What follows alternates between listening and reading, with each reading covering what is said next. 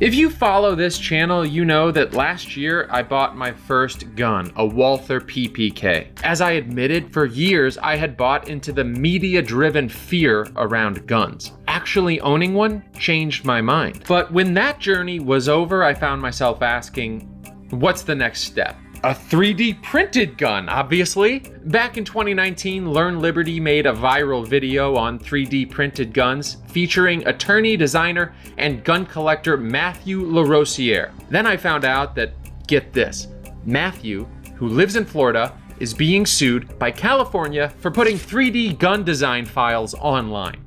A state he's never lived in, never worked in, never even set foot in. So I reached out to him. And that turned into a masterclass on what the law actually considers a gun, how much of one you can really print at home, if the 3D files should be considered weapons, and whether one state can police the entire internet. What started as a weird idea turned into a very serious question about guns, speech, and government power. These people have a protosexual fixation with firearms. I'm Trevor Kraus, and brace yourself.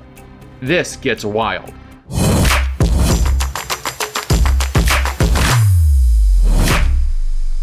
First, I wanted to know if 3D printing a gun is just a high-tech way to bypass regulations, or if there's more to it. The interesting thing, especially when you're talking about it from a fundamental rights perspective, right?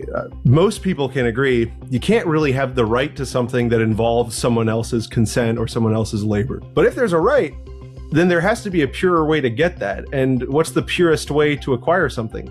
To do it yourself. Let's linger on that for a second, because I think it applies beyond guns and beyond the Second Amendment. It's actually just as much about the first. The purest form of speech isn't hiring a PR firm to say things on your behalf. It's you speaking. So when he talks about making your own firearm as the purest expression of a right, that's not a talking point you can dismiss. It's an argument that holds up to scrutiny, unites left-wing lovers of the First Amendment and right-wing lovers of the Second, or at least should philosophically. And as it turns out, that argument has about 300 years of American history behind it. Homemade firearms are a huge part of American history, going all the way back to the founding era. There's tons of documented reports where Americans would buy the lockwork, basically the trigger mechanism, the hammer mechanism from Spain and France and the Netherlands, and they would import these by the crate, and they would then build the rest themselves. Americans were buying the hard-to-make parts and building the rest themselves. That tradition never really went away.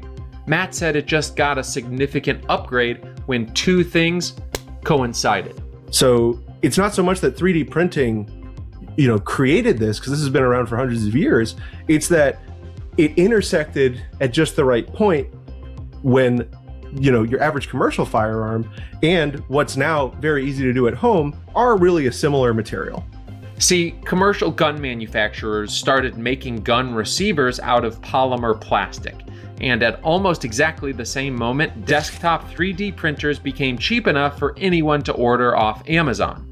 The technology didn't create the culture of home gunsmithing, but enabled it. What I wanted to understand next was the legal architecture of all this, because it turns out the law drew one very specific and very consequential line. Predominantly, a handgun will have a frame, a rifle will have a receiver. This is the frame of a handgun.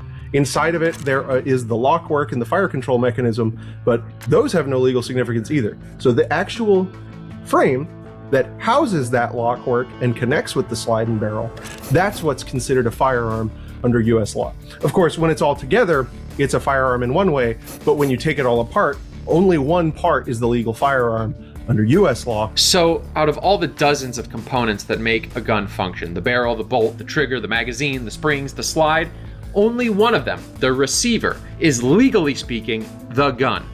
Only one requires a background check, only one has a serial number, and everything else has, in Matthew's words, the legal significance of a pencil. And that one regulated part, on most modern handguns, it's already made of plastic. The same basic material your 3D printer uses. So the obvious next question was, of all the components that make up a gun, how many of them can actually be printed. There's your fire control mechanism, right? The actual hammer and trigger that work together to fire the gun. Those can be printed. Buttstock, printable. Pistol grip, printable. Lower receiver, most designs, printable. Upper receiver, eminently printable. Handguards, eminently printable.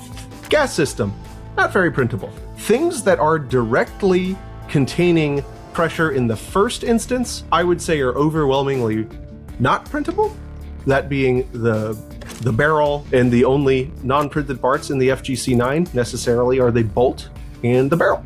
Everything else can be printed. The FGC9 he mentioned is a good example of how far this has gone. It's a semi-automatic carbine where virtually the entire gun, stock, receiver, grip, handguard, comes off a home printer. The only parts that don't are the bolt and the barrel.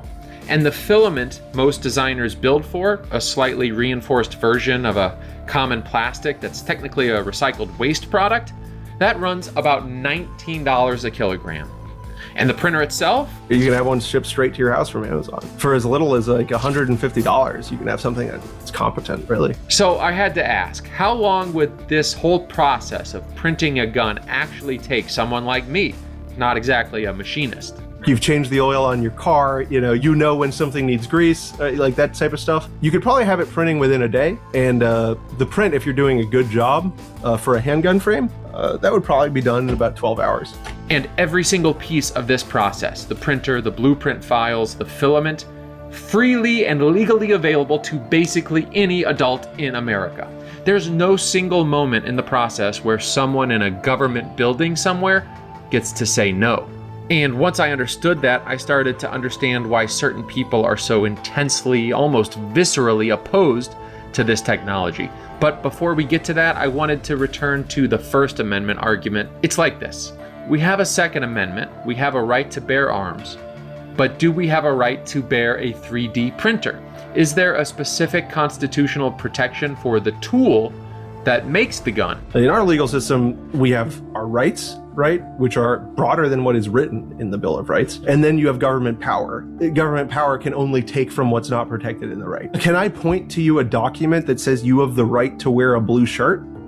I would struggle to do that. Do we probably agree that you have a right to wear a blue shirt, especially in your home? I think we probably do. Just like the internet was a way of hyperpowering speech, no one had to demonstrate a right to the internet. You don't have to prove you have a right to something. The government has to prove it has the power to take it from you. That's how the American system is supposed to work. That's how, like Matthew said, the internet worked. Suddenly, your speech, or the sound of your voice, or your written words could travel across the country in a millisecond.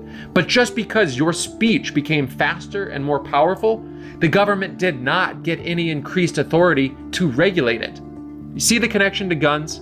But the First Amendment angle goes even further, because when someone uploads a 3D gun design to the internet, think about what exactly they're sharing. I mean, it's certainly not a physical weapon. It's something the First Amendment already has a clear framework for protecting. What are you engaging with when you are going to be printing a gun? You're engaging with a digital model, so that's something that's necessarily expressive.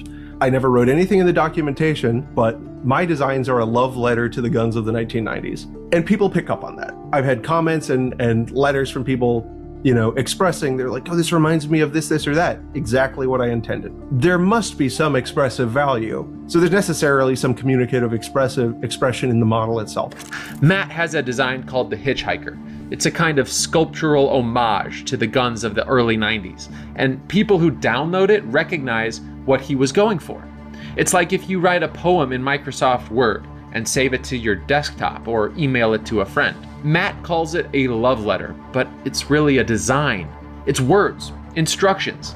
At the binary level, technically it's just code. It's speech, and it's protected by the First Amendment, as well as the Second. By the way, we have a free email course about the little-known history of the Second Amendment. Scan the QR code or click the link below.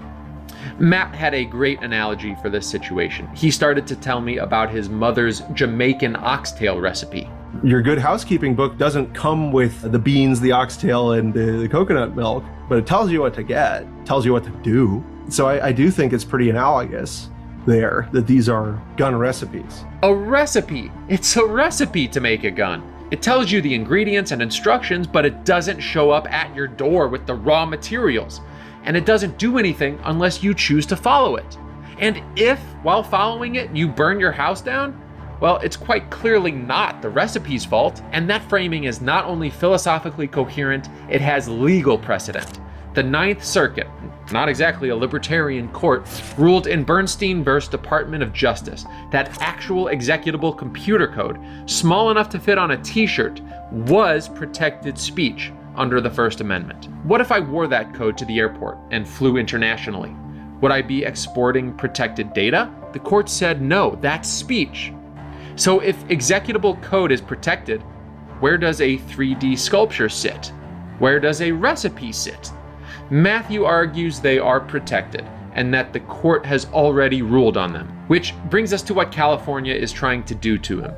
When I first heard that the state of California was suing him, a state he's never even visited, my instinct was that there must be something to it. I mean, surely they're not wasting valuable tax dollars on a frivolous lawsuit, right? The more I prodded, I saw that California isn't suing him because he did something to a Californian. He works out of Florida, after all. So what exactly is California claiming?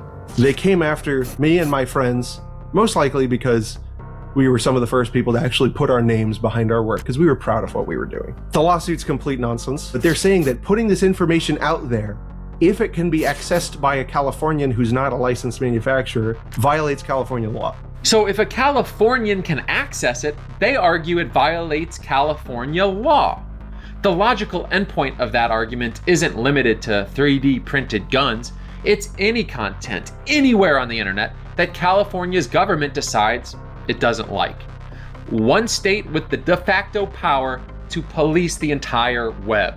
There's a constitutional Commerce Clause question, which is basically, under the dual sovereign system of our country, does California have worldwide jurisdiction to police the entire internet? I hope the answer to that is no, because I think a worldwide internet that's governed by the state of California would be very stupid looking.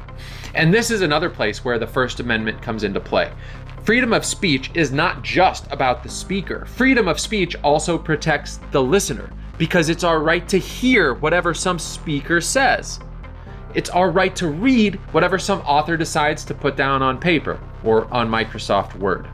But what happens when someone misinterprets your words or hears what they want to hear? I'm a huge Beatles fan, and there are famous cases where crazy people found satanic messages in their music.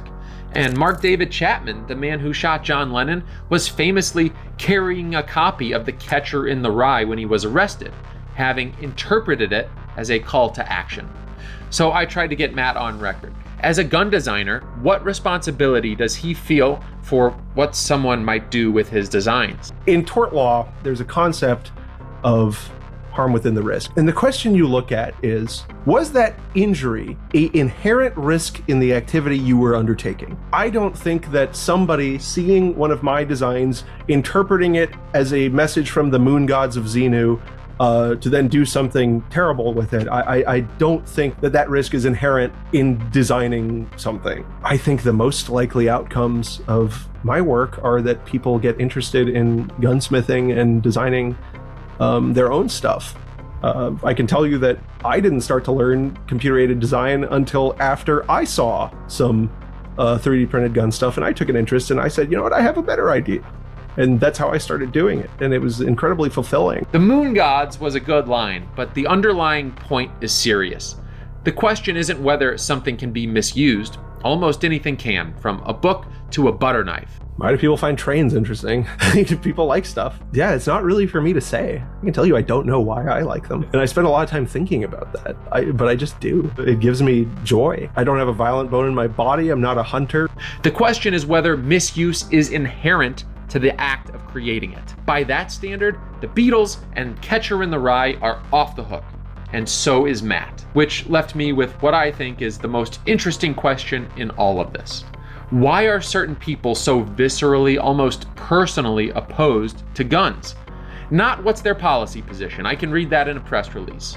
But at some deeper level, Why does the idea of someone quietly making a gun in their own home inspire the kind of opposition that leads a state government to file a lawsuit against someone 3,000 miles away who's never even set foot there? There's the average fence sitter who just doesn't like guns, right? Like your aunt. You know what I'm saying? The person everyone's thinking of, the one who's like, I don't like that, yeah, keep it away from me, blah, blah, blah, but they don't have any principled position on it. And that's probably most people who are anti-gun. Then there's people like, the people at the anti-gun organizations and the people who are behind California's lawsuit. These people have a protosexual fixation with firearms.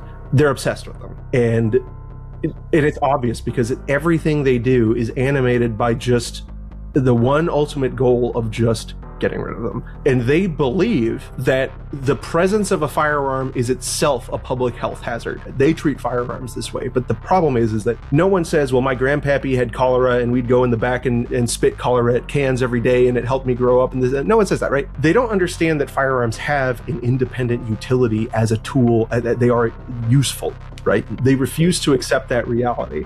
The proto-sexual framing is a whole can of worms, but the cholera framing is, to me, the more important point. The idea that a gun is inherently a hazard, full stop, regardless of context or use, the way a disease is a hazard. That's how some people think of hate speech or fighting words, too. But that's just surface layer. Matt went more in depth. But these people, I feel like their trust in their own self-control is so low that their perception of firearms is, I wouldn't be able to resist my intrusive thoughts if I had one, therefore, no one should have these. I'm really convinced that it's a self-distrust. They think that because they couldn't be trusted with a firearm that no one else should be. I think it's a function of the fact that we've really failed to teach people how to deal with bad thoughts and to even talk about them. The thing is, I was on that side of the argument not that long ago. I said it in my video about buying my first gun. I was a Bernie bro. Gun control was a big part of my political identity. And I gotta admit, what he's describing resonates with me. I've gone to the shooting range and held a loaded gun in my hands, and I've had the sudden realization of how much damage I could do, how much power I held in my hands. What if I did something stupid? What if something went wrong? But what I understand now is that the answer to that fear isn't to ban guns. It's to educate yourself, to go to the range and learn how to trust yourself. The feeling of confidence and responsibility that comes from doing it right is itself a big part of what people like Matt are trying to share when they publish their designs. The reality is that the net result has been overwhelmingly positive, and I haven't seen a shred of evidence to the contrary. But even if it were the contrary, I'm sure you've heard it 1,000 times, right? There's dangerous freedom and then peaceful servitude. I know which side I stand on. The fear is real, but the conclusion that nobody should be allowed to have these things and that a state government should be able to reach across the country to silence someone who makes them, well, that conclusion just doesn't follow. And that's the whole point. I gave you the information. I can't tell you what to do with it or how to use it. But read my lips. Neither can the government. To learn so much more about what the government can and cannot do, scan the QR code or click the link below for our free email courses about the First and Second Amendments.